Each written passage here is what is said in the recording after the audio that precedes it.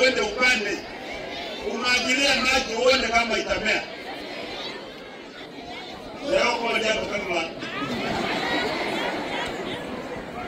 sisi tunataka tukue wengi, watu wataki watu wengine wakuwe wengi, watu wengine wakuwe wengi, wengine wapunguzwe. Hatukubali watu wetu wapunguzwe, waletee magonjwa ya kansa hapa hapana.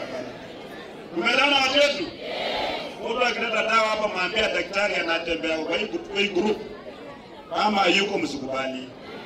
Akileta chakula mnasema imekaguliwa na serikali. Kama itakuguliwa mapato yetu usikule kansa. Tumeelewana watu yangu? Tumeelewana tuko pamoja? Haya, hapa pamoja.